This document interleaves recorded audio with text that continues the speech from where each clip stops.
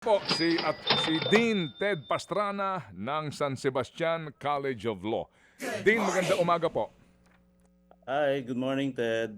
Good morning. Salamat sa panahon. Naabalitaan nga po namin na kayo po ay isa sa mga iniimbita dito po ng komite sa Kamara, ito hong Committee on Constitutional Amendments, pero hindi ho kayo nakadalo. Bagamat siguro baka kayo nagbibiro ho lamang sa inyong post, pero may sinasabi ho kayo na ang gusto ho ninyong ipanukala ay buwagin na ang Kongreso. Ano pong pinanggagalingan nito, sir?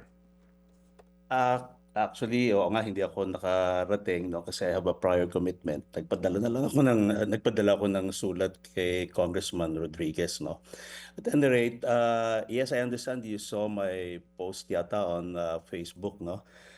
Yes, that's partly biro, pero palagay ko ano din isa sa mga kinakailangan nating ayusin sa ating salikang batas yung pag-switch siguro sa unicameral, no, instead of yung bicameral. Alam mo naman siguro kung ano yung mga kaguluhan na inaabot ng ating Kongreso sa ngayon. Palagi ko napapanahon din na tutukan yon, no, para hindi medyo naguguluhan ako doon sa bicameral system natin, ano, yung may House pagkatapos may Senate, parang hindi akma sa ating sitwasyon pampolitika. Yung pong sinasabi na maganda naman ang disenyo nito di po ba? Yung pong pagkakaroon ng check and balance mismo sa legislature. Ano ho ang inyong take doon? Maganda, no? Oo, sana. I mean, in principle, no? Kaya lamang pagdating dito sa ating realidad, hindi rin naman gumagana yung check and balance na yon, ano? At alam mo naman kung anong nagaganap sa mga bicameral conferences, no? Ayan, ito nga yung ating kinasasadlakan ngayon. Ibig sabihin, hindi gumagana yung check and balance na yon, Ted. Mhm. Opo.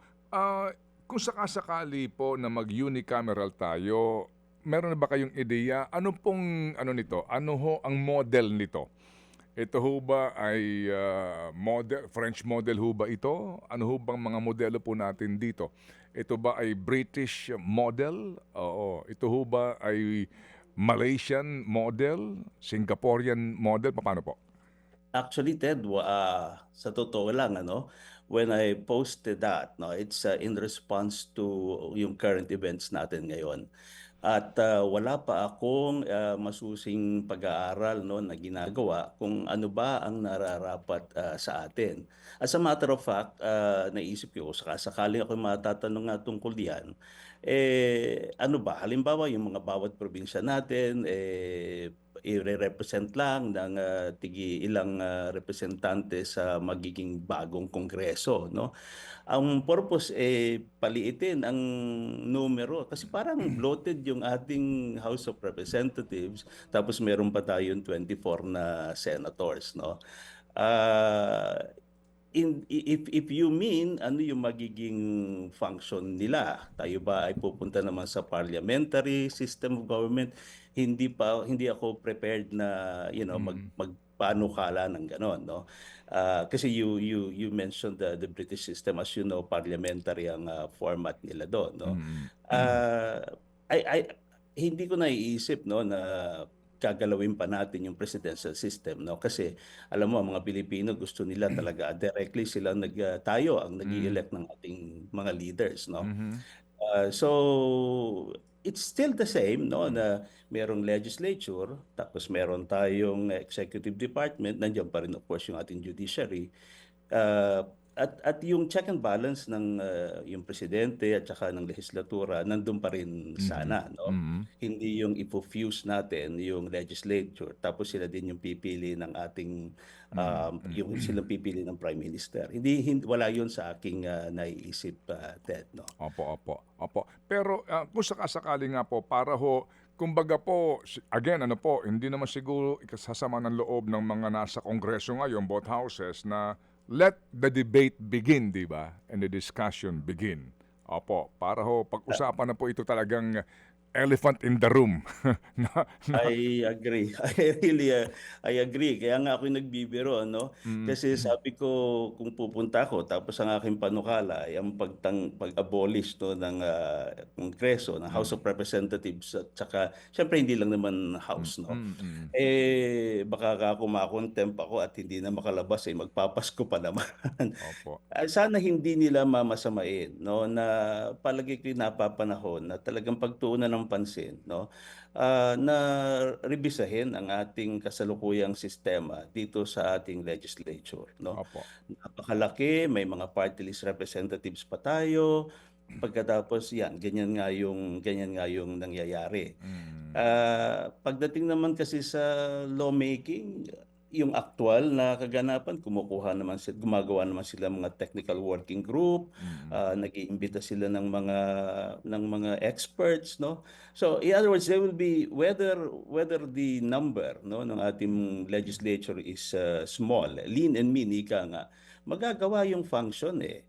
At matutupad pa rin yung representation na tinatawag, no?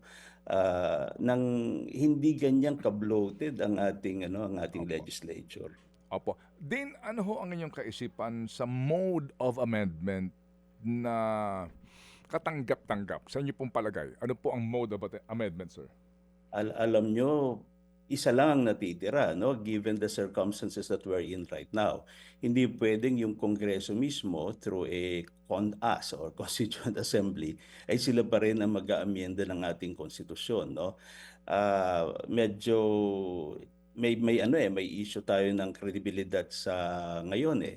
Palagay ko Constitutional Commission ang ating ang natitira. Mhm, Hindi pwede yung People's Initiative lang, no, kasi mm. major eh. Itong pinag-uusapan natin major. So Yes, palagay opo. ko hindi ubra yung ganon. Mm. Bukod So sa masalimuot yung People's Initiative, I'm sure matagal mo na itong sinusundan, no?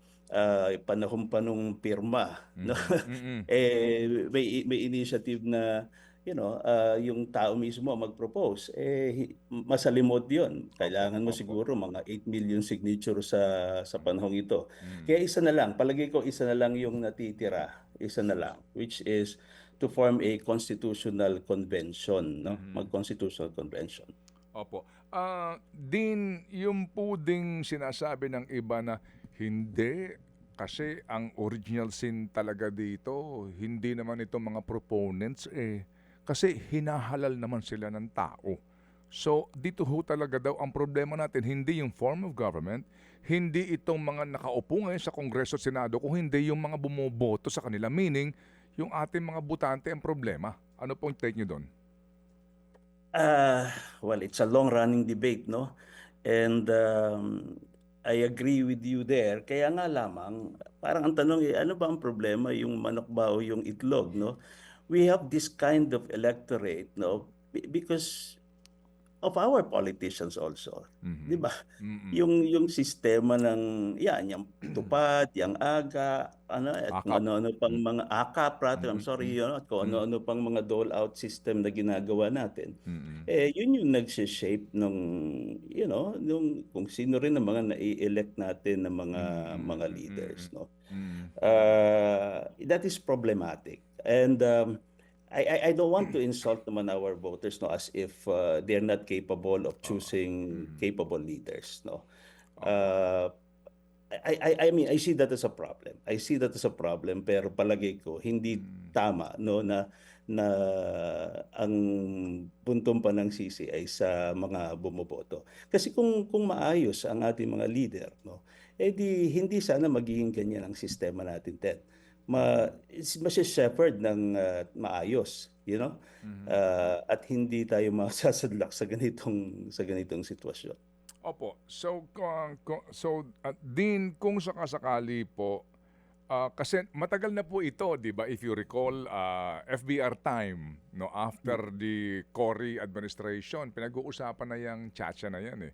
Pero laging kapag nakaupo na yung presidente, laging may debate sa interes ng nakaupo. Lagi itong isasantabi. Sinisimulan lang, pero talagang hindi po umuusad. Ngayon po pinag-uusapan na naman ito.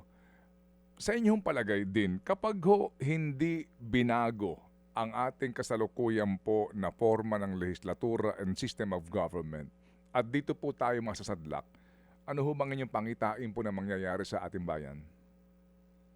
Wow. Well, Ted, unang-una, no, yung timing, talagang kailangang makonsidera yung timing. At sa akin palagay, ay hindi rin tama naman, no, na gagawin natin ito sa last 2 years or 2.5 years na termino ng nakaupong Pangulo at ating mga nakaupong leaders, no.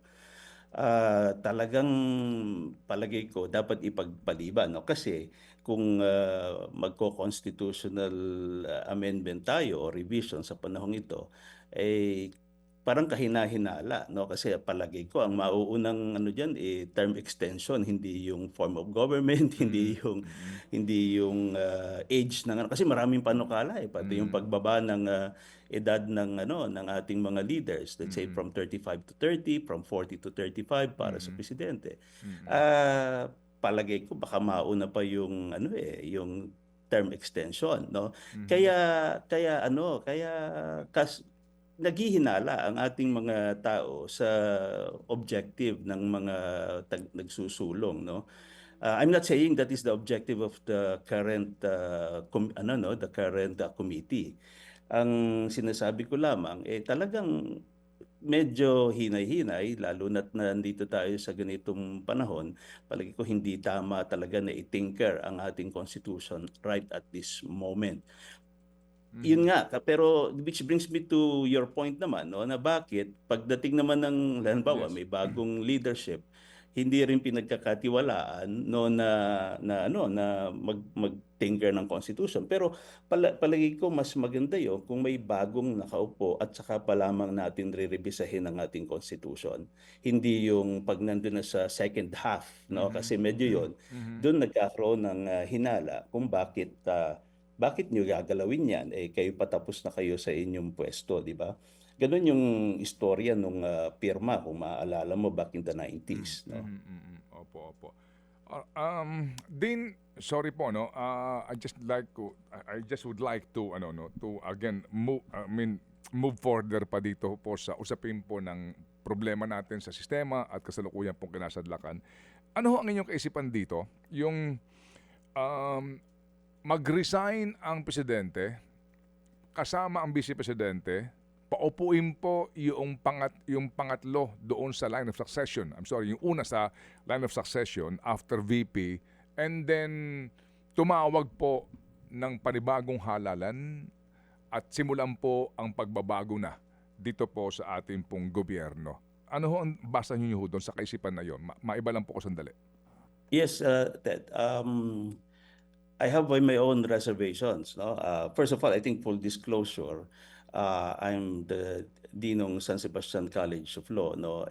At alumna namin ang pangalawang pangulo ng Pilipinas. Mm, Sinasabi ko lamang 'yan para walang baka sabihin ito ang aking posisyon dahil mm, dahil ang Vice President ay graduate ng no, San Sebastian College of Law. mm, What I am saying, Ted, is siyempre yung constitutional succession naman ay naantiyan, no? mm, At isa yang sinasabi mo na kung halimbawa mawawala ang Pangulo at ang Vice Presidente natin, then we can call for an elections, no? Ang ano lang yan is mapapadali lamang yung ano natin. Di tayo kailangan maghintay ng taon. dalawa pang taon, no? Mm, But mm, will that really solve our problem? Ang 'di ba, ang kasalukuyang problema natin hindi naman nandoon sa executive. I mean mainly, but nandoon ngayon sa ating legislature, no, na inaakusahan na mhm, nagsisingit ng mga mhm, mga proyekto, no, mm. tapos yung iba ay ghost, et cetera, et cetera. I mean, I don't want to dwell on Mm, that, no, but okey. what I'm saying lang Mm, is mm, I really wonder whether that will solve our problem at the mhm, moment, no? mhm. Pero Fresh elections, given the very heated mm, situation natin mm, ngayon, mhm. ewan ko lang kung ano. I'm not saying, Okey, opo. Yes, sir, Ted, yes, sir. Opo, I'm not saying that's a bad idea, no? opo, What I'm opo. saying lang is, Okey. Kaya ko uh, po natanong yan din dahil nga sa kinasadlakan natin ngayon na may ganyan ng mga kaisipan, di ba? Oo, na para ho, kumbaga, walang tiwala sa Panguluhan, baka humadamay hanggang sa Malacanang eventually itong istoryang ito, may issue po ng impeachment ni VP Sara. Kaya ho ito na itanong ko kasi ano ang beauty kung meron man kung tayo ay nasa parlamentaryo? Meaning, kung sakasakali po, oo, na merong presidente na nakaupo o kaya po naman ay yung punong ministro o nasa sangkot dito, papaano po yung system ng mabilis na pagpapalit na nakaupo na hindi ka mag-aantay ng 6 na taon. Alam niyo ho yung kasi ngayon sa impeachment na lang dadaan sa lower house kapag kaalyado, kapag hindi kaalyado, ang bilis pagdating sa Senado, kaalyado ng ini-impeach, mabibim. Alam niyo ho yun, parang nawawalang saysay ang lahat So ano ang inyong kaisipan doon na ang beauty dito ho sa pagbabago kasi kapag ho talaga namang klarong-klaro na wala ng tiwala ang mamamayan sa nakaupo sa itaas, mabilis yung pagpapalit. Although sabi nga nila, baka naman maya ka nagpapalit. Depende nga yan sa nakaupo. Ano po yung kaisipan doon din? Siguro naman nakita ninyo doon sa yung sa attempt, no? Itong impeachment ng ating pangalawang pangulo. Medyo di ba, may questionable yung pagkaka-impeach ng Vice President. Tapos dineclare nga ng ating Supreme Court, no, na unconstitutional yung proseso. You can that is an argument against against that parliamentary form of government. Can you imagine, no, if you can muster enough votes, no, in Congress or in Parliament to unseat the Prime Minister? 'Di ba? Para yung mga ganon. I'm sorry, Ted, we just don't have yung experience doon sa yung ganyang parliamentary form. Bata pa kasi ako nung may batasang pambansa at Opo. yung presidente at prime minister. I'm talking about the 1973 Constitution, no? Hindi ko maisip masyado kung ano yung dynamics nung panahon na yon, para ma-analyze natin yung ba'y naangkop sa atin, no? Pero kung history ang ating pagbabatayan, hindi rin bumagay sa atin yon, kaya nga tayo nagkaroon ng 1986 EDSA. Anyways, I don't want to digress do sa but just to address that simple point, no? Yes, in a parliamentary form of government, no, where you have the parliament, tapos sila pipili ng ating prime minister, mabilis talaga.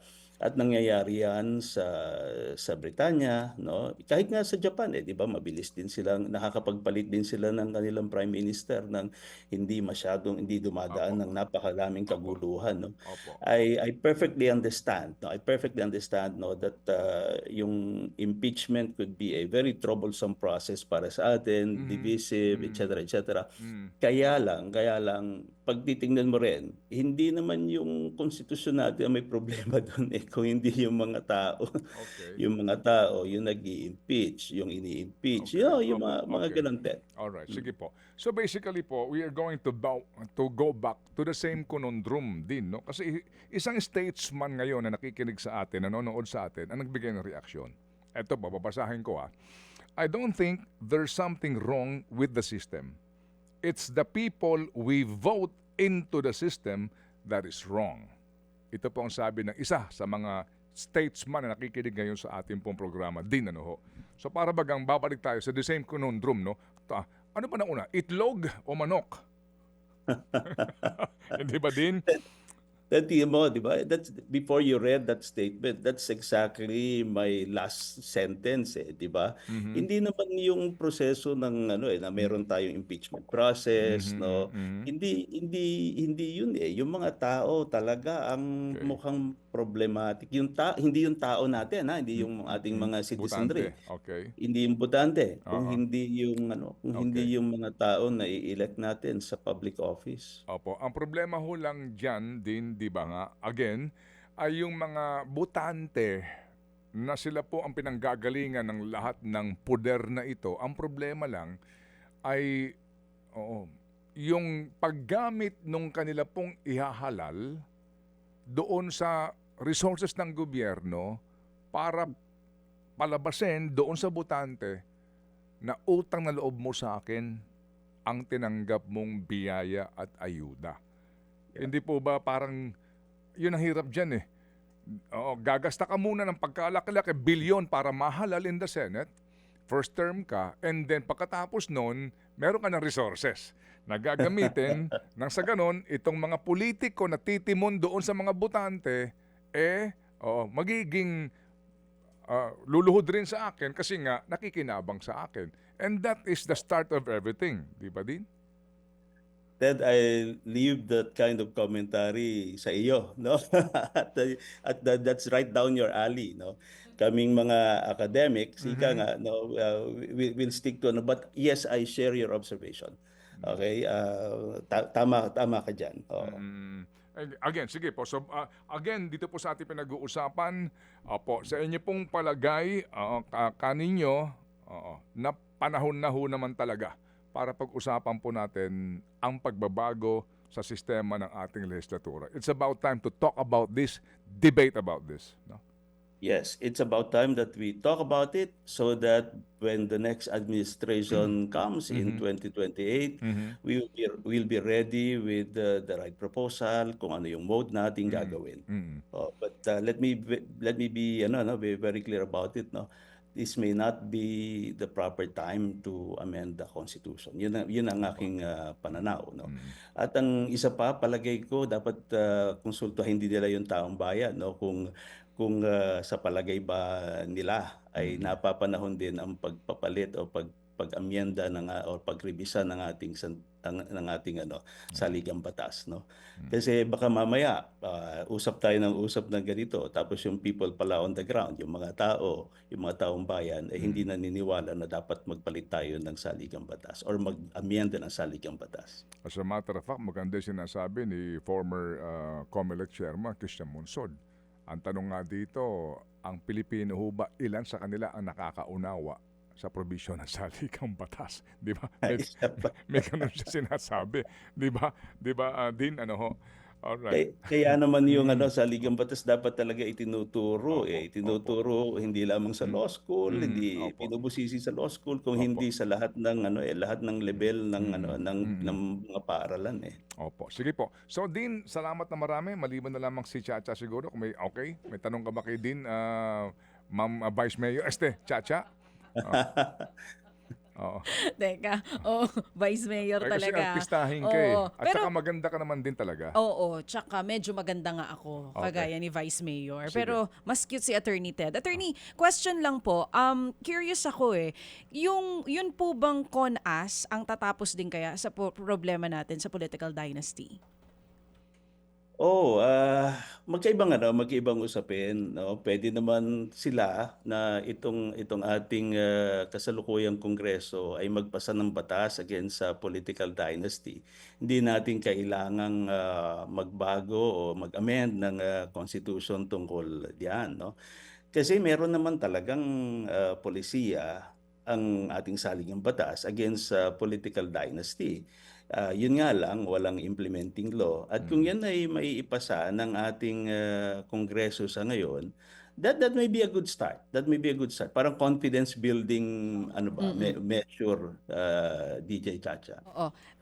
Kung sinasabi niyo po ngayon now is not the right time para amyendahan yung ating konstitusyon dahil may posibilidad na yung term extension ang mabuksan kung babaguhin man po yan, ngayon na nasa bicameral pa po tayo, anong solusyon para sa ating mga Pilipino para kung kahit papaano naman mabawasan ang kupit nitong mga ito? Alam naman nating meron 'di ba? Oo, hindi na wag na natin itanggi yan. May kupit talaga sila even before pa lumabas po itong flood control issue. Mas lumala lang talaga. Kaya nagkaganito na tayo ngayon. So ano pwede po nating gawin? Meron ba tayong pwedeng iba pang solusyon kung hindi pa tayo mag-unicameral sa ngayon? Alam mo yung korupsyon, no? Whether bicameral, unicameral, no? Babalik ako doon sa usapan namin ni Ted kanina, no? Hindi naman yung form of government, hindi naman yung whether unicameral o bicameral tayo, yung mga tao alam mo yon, yung kahit nga doon sa barangay level may sus ko, alam mo naman yung di ba? Hindi ko alam kung bakit naging ganun. Parang kultura na ba natin ang korupsyon, no? Hindi ako naniniwala na ganun tayo as a people I just don't want to accept that. No? Otherwise, if I believe na ganun tayo, I would have long migrated elsewhere. You know what I'm saying? Opo. Opo. Sige. So, Dean, salamat muli na marami at sa uulitin po. Salamat na marami, Dean. Maraming salamat to kayong Ted and Diday Chacha for the invitation. Thank you. Dean ng San Sebastian College of Law, Dean Ted Pastrana. Mga kapatid, brothers and sisters, saan ka pa? Dito na tayo sa totoo. Dito na tayo sa True FM. Mga kapatid, mag-subscribe and follow po kayo sa social media accounts ng True Network PH. Yan po kami. Hanapin nyo lang True Network PH, Facebook, Instagram, YouTube, TikTok, and podcast. Mapa Apple or Spotify man yan, mahahanap nyo kami. Lahat ng mga napapanood at napapakinggan nyo po sa programa, nasa social media accounts namin yan. So, paano mga kapatid? See you sa social media!